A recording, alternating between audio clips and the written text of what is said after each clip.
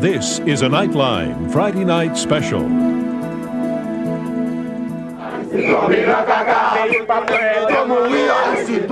On the streets of Haiti, their faces from the crowd. The cab driver who's become a translator. She is happy, to see the American military. The prostitute and her son. You see how they leave? You see how they leave? Haitian leave, you see how they leave? The young woman who's searching for her missing brother. So we begin to check, one by one, every bed in every ward of the hospital. Tonight, voices from the street, snapshots from Haiti.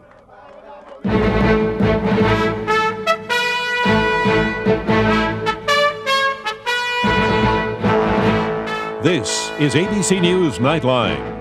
Reporting from Washington, Ted Koppel. I'd like to give credit where credit is due, but all I can remember is that it was one of the big brass with the U.S. forces down in Haiti who said that we in the media have been reporting the story like someone looking through a straw. It's an evocative image, and in a sense, that is the way we cover big events. Whenever U.S. forces are involved in what could be a dangerous event somewhere else in the world, we tend to focus a disproportionate amount of attention on them rather than on what brought them there in the first place. And to the extent that we've reported the Haitian story for the last couple of months, there has been heavy emphasis on Aristide back here and Cedras down there, human rights abuses, and the ensuing flood of refugees. Somehow the Haitians themselves are most frequently portrayed as either thugs or victims. The same criticism is often made of the manner in which we portray African Americans in this country. Well, there are a lot of thugs and victims in Haiti, but that doesn't begin to do justice to the toughness and the resilience of some people who are usually dismissed as just ordinary, which is where David Turacamo comes in. He is a born storyteller with the gift of showing how remarkable ordinary people can be. Everything you will see tonight was shot by Turacamo using a small amateur camera. What name you gonna give to our story? I don't know. What name should I give? Woman Life in Haiti? Okay. You think so it's good? I don't know. That could be because you are a street lady. I first met Olna in front of the Holiday Inn. She hung out with the other prostitutes and souvenir sellers and beggars. She had a 2-year-old son named Stephen.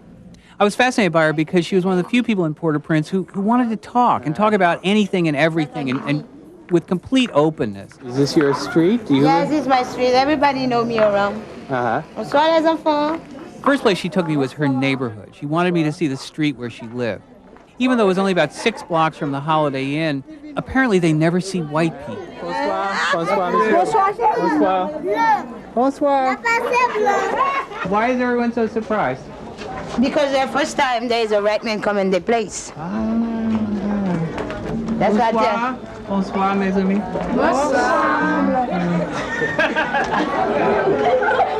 Don't mind. They're not going to do nothing to you. I know. No, I don't mind. I don't mind. Watch your stuff. All of them need water, food, electricity, school free. Mm-hmm. You understand? Mm-hmm. That's why we need the father. We're gonna. You mean the father Aristide? Yeah. We like him to come back to feed those people, You see how they live? You see how they live? Haitian live, you see how they live? It's the poor people, like I show you in these houses. Yeah. Who feel the hamburger. Because they don't work enough to eat, to send their kids at school. And that's very bad for them. You see how the way they're living? Yes. They could live in more better. You understand? When you are poor here, you die poor. When you're rich, you stay rich. This is the matter of fact of Haiti. There was a man lying in the street, dying. I don't know whether it was AIDS or starvation, but I didn't even want to get closer to photograph him because clearly he had just minutes to live. What can't you do? I don't know. What can I do? Well, even the Haitian in his country, he don't call any You don't call the hospital to get him. What think you can do? What do you think you can do? They don't care about us. And they don't care about the poor people dying here. You know? You see they're drinking, eating, and they have a body who dying in front of their face. They don't care about him.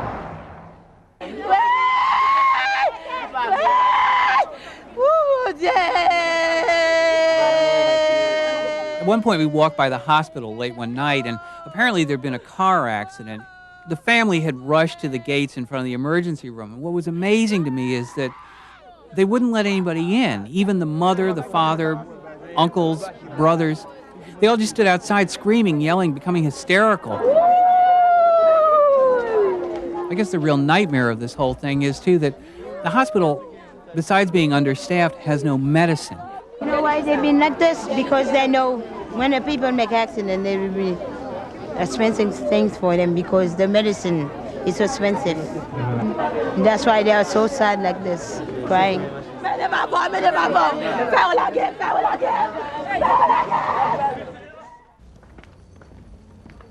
I don't know why Olna wanted me to go to this cemetery. Something had happened in there the day before that she felt would be newsworthy. But I think underlying the whole thing was she wanted me to see a part of Haitian culture that the other journalists weren't seeing, which is one kind of wrapped up in voodoo and mysticism. But they are not natural people because they live with the deaf.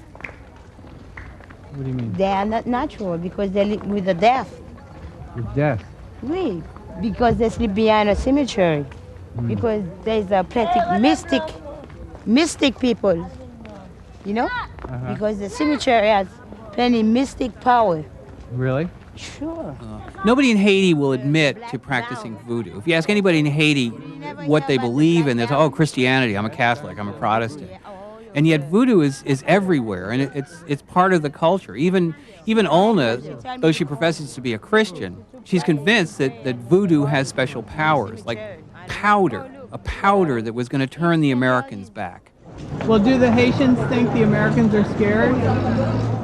Yeah, because they know they have mystic. You know, they could send powder. They have a kind of present powder. You know, the powder of the body. If they show that on you, you can even stand up because you would feel squashing. Wait, do you believe that? I believe that because I know. You've seen it? I've seen that before. Oh. So how do you survive? How do we survive? Yeah. I'm looking for money in the street because we don't have any job. So we don't have no choice. We're in the street. I want my baby to survive.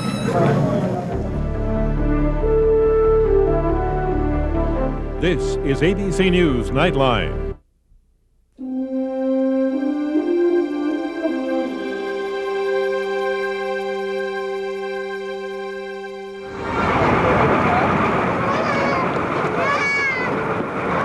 My assignment was to report on how the Haitians were responding to the invasion, sort of put a human face on the news.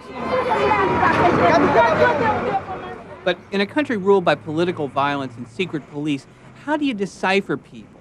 How do you know when you're getting the real story? Who do you trust? No, some American country music, I liked it when the guy say, it's too late to come back home. His name is Ezaye. He's 32, 3 kids, a 4th on the way, and ordinarily works as a taxi driver. But now with journalists invading his country along with the Marines, he was working as a driver-translator. I also had to assume he was a police informer. So this morning something new. Every activity is looking new. The people is a little bit more happy, very more happy. Many people are on the street. You mean because the Americans are coming, or because why do you think? Because I think it will be a new chance for this country.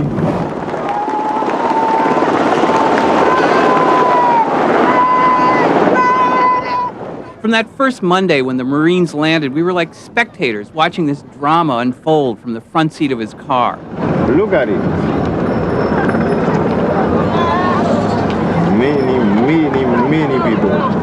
We were thrown together, one Haitian, one American, watching this strange union of our countries. And gradually a bond began to develop.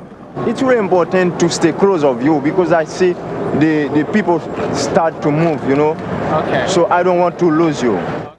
Sure enough, a few minutes later, a truckload of police arrives and immediately they start beating people up. One man was killed. Jimmy, I didn't recognize you. Oh yeah, this guy, his name was Jimmy. I met him in front of the hotel one morning. I think in better times he probably hustled tourists off to cheap nightclubs. Okay. Do you want to get out of here? Yeah, I want. Get in. The police army, the army, Haitian army, they're killing people. Now the journalists were his targets, and he offered to arrange an interview with some Lava Las people, those are Aristide supporters, living underground. I told him go ahead and set something up. So I go with them to this place about 20 minutes south of here, and I didn't like the whole setup. I wasn't sure if I was going to get mugged or arrested or...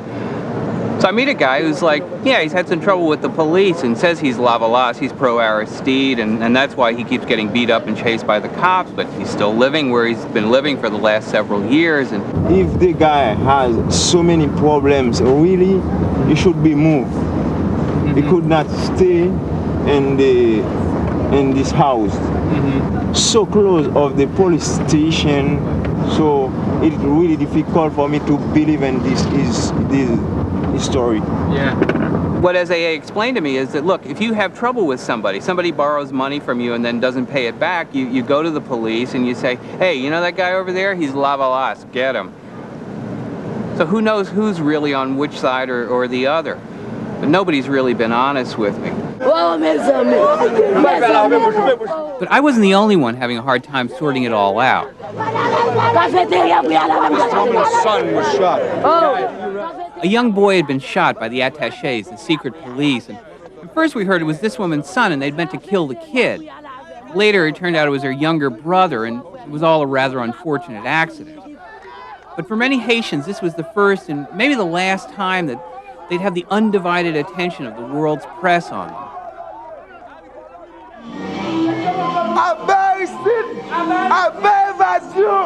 But the weirdest were the people from FRAP. This is the pro-military group of thugs that were responsible for most of the beatings and political murders in the country. This guy, Patrick, was a member of the High Command, and I asked him what he thought of the demonstrators. He said, oh, well, this is democracy in action. We toured several provincial offices. I said, don't come here, man. You know? Yeah. I've been invited by their leader, Toto Constant, who'd been on the CIA's payroll. He apparently wanted to set the record straight about his organization. FRAP is trying to create activities, activities that can help people get themselves together and cohabitate together. I think like bingo games, domino games, things like that to use to make population works together. We gave a ride one day to this woman, Denise. She'd fled Port-au-Prince when the invasion seemed imminent and had just come back the night before. He said she feels so happy to see the American military. Turns out she was an Aristide supporter, and not only not afraid for her life, but willing to take us back to Aristide's church, which had been left vacant and crumbling since the day it was burned in 1988. She used to dance with President Aristide. Does she think he will return? She is waiting for him. She cannot eat. She is waiting for him.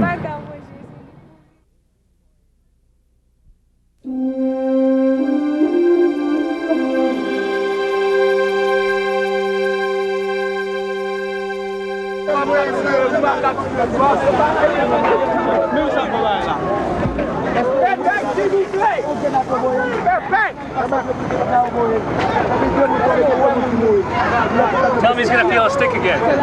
There'd been a bombing. Somebody had thrown a grenade into a pro-Aristide demonstration. If you're not hurt, stay back. Okay. First reports were that 8 or maybe a dozen people had been killed. Nobody knew how many wounded there were.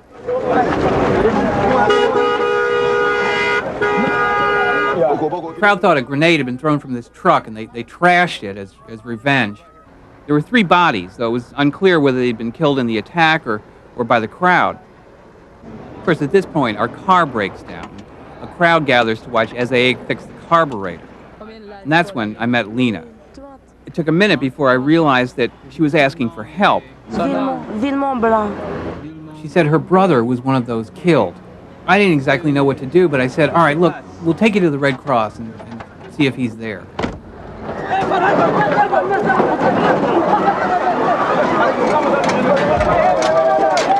By then, the situation was chaotic. People had started to loot warehouses nearby that they said belonged to government sympathizers. We had to drive right through this to get to the Red Cross. We get to the Red Cross, and they tell us, no, everyone's been taken to the General Hospital downtown. Go there.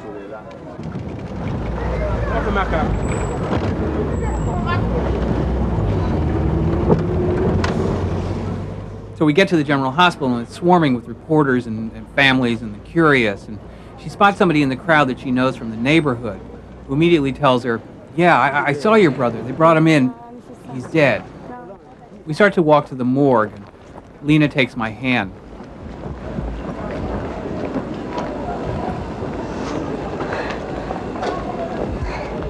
The guy says to her, don't cry. If you start crying, I'm turning back right now.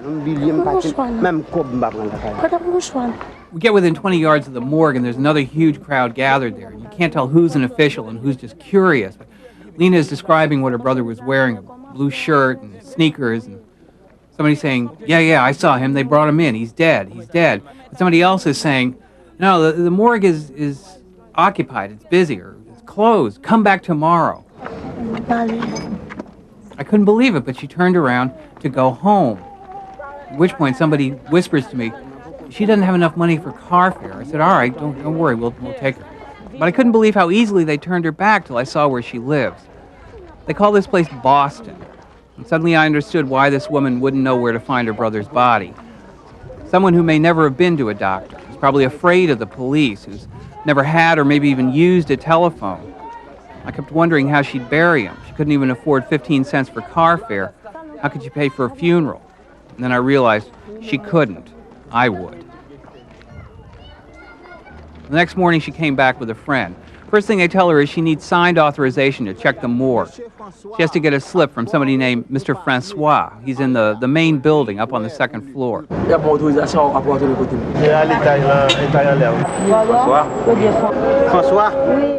Nobody seems to know where Mr. Francois is either. The guy in the checked shirt says he's his assistant and suggests that first she check the list of the wounded to see if his brother's name's on it. He wasn't. So we go back and they try and find Mr. Francois again, but now, no, they won't let us upstairs. At which point the checked shirt decides the brother's not dead, only wounded.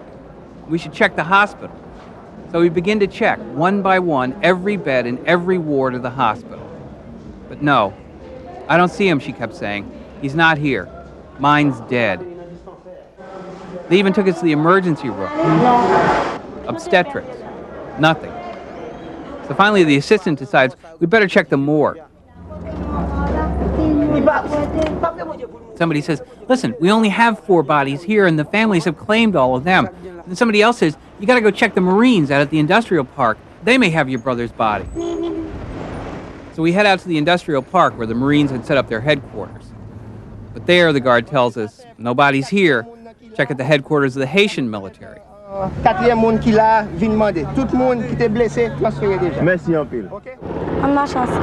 They didn't even want us there and didn't understand why we'd come. They wanted to know if her brother was in the military. If he wasn't in the army, they said, there was no way they could help her. So they don't know anything about that.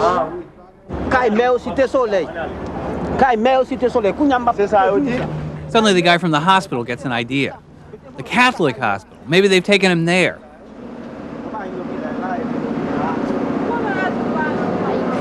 Again, they didn't want to let her in at first, then decided, okay, her and only her.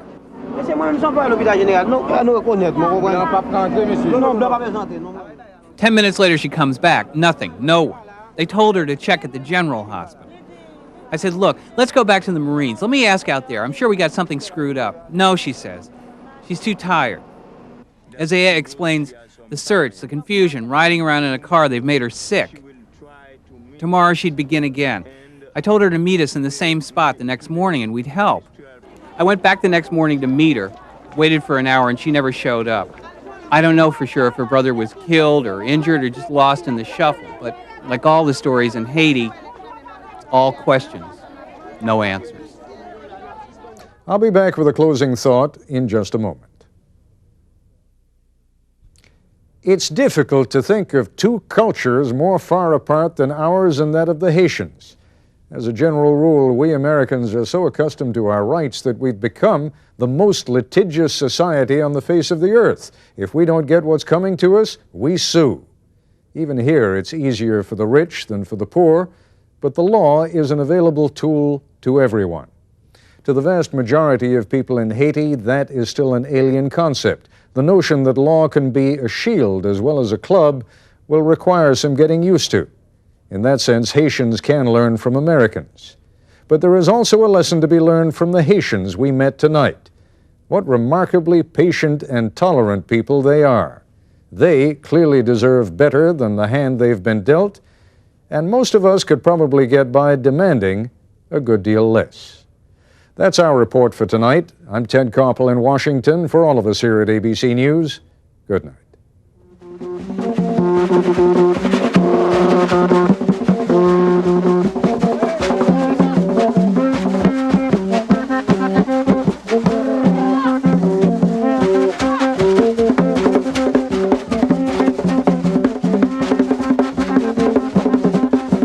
Nightline is a presentation of ABC News.